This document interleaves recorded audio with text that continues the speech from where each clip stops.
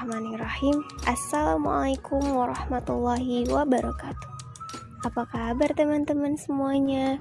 Semoga selalu sehat dan semoga selalu dalam lindungan Allah Subhanahu wa Ta'ala dimanapun kalian berada ya.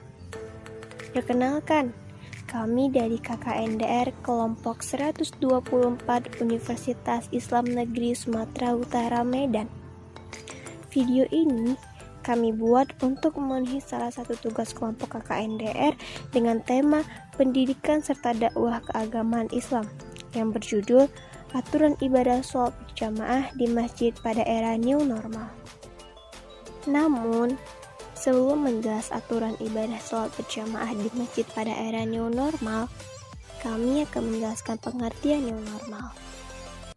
New Normal adalah perubahan perilaku atau kebiasaan untuk tetap menjalankan aktivitas seperti biasa, namun dengan selalu menerapkan protokol kesehatan di tengah pandemi COVID-19. Oleh karena itu, menjelang pemberlakuan normal baru, pemerintah menerbitkan panduan untuk menyelenggarakan ibadah di rumah ibadah. Merujuk pada portal informasi Indonesia, indonesia.go.id. Menteri Agama telah mengizinkan rumah ibadah kembali menyelenggarakan peribadahan. Aturan penyelenggaraan ini diatur dalam Surat Edaran Menteri Agama Nomor 15 Tahun 2020 tentang panduan penyelenggaraan kegiatan keagamaan di rumah ibadah dalam mewujudkan masyarakat produktif dan aman dari COVID-19 di masa pandemi. Surat Edaran Menteri Agama itu mengatur 9 kewajiban jemaah dan 11 kewajiban bagi pengurus rumah ibadah. Kewajiban jemaahnya ada 9. Yang pertama, jemaah dalam kondisi sehat. Yang kedua, meyakini bahwa rumah ibadah yang digunakan telah memiliki surat keterangan aman COVID-19 dari pihak yang berwenang. Yang ketiga, menggunakan masker sejak keluar rumah dan selama berada di area rumah ibadah. Yang keempat, menjaga kebersihan tangan dengan sering mencuci tangan menggunakan sabun atau hand sanitizer.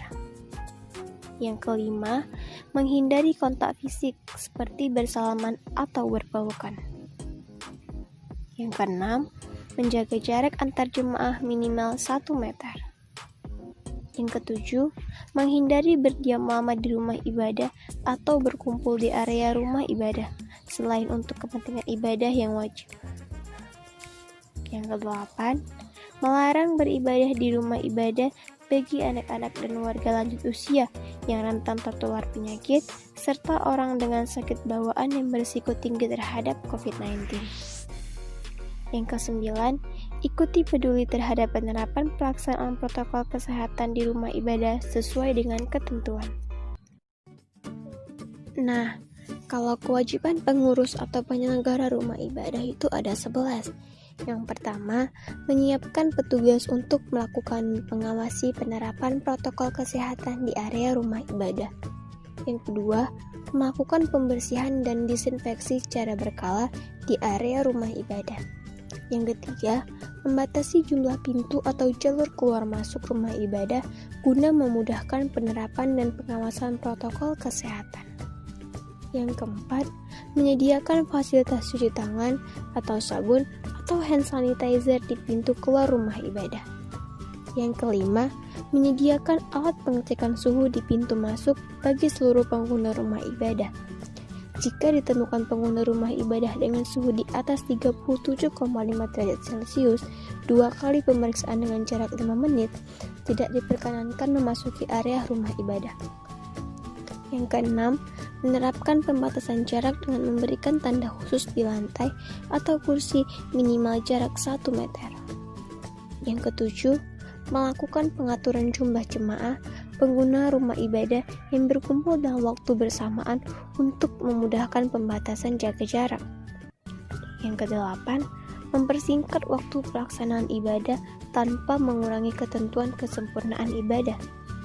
Yang kesembilan, memasang imbauan penerapan protokol kesehatan di area rumah ibadah pada tempat-tempat yang mudah terlihat.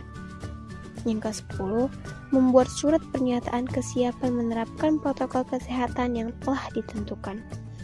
Dan yang terakhir, memberlakukan penerapan protokol kesehatan secara khusus bagi jemaah atau tamu yang datang dari luar lingkungan rumah ibadah. Selanjutnya, kami akan menjelaskan tentang sholat berjamaah. Sholat berjamaah adalah sholat yang dilaksanakan oleh orang banyak secara bersama-sama, sekurang-kurangnya 2 orang. Bismillahirrahmanirrahim. Wa aqimus salata wa atuz zakata warka'u ma'ar raki'in.